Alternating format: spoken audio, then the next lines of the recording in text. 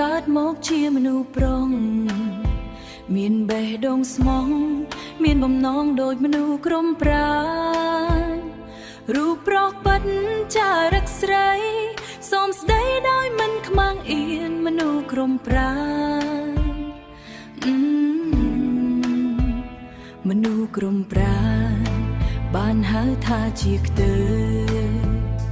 ជាមនុស្សខ្ទើគ្មានអ្នកណាអាចយល់សងរោគចិញ្ចឹមប្រុងបំណងរੂជាគូគៀកកាយផ្ដោ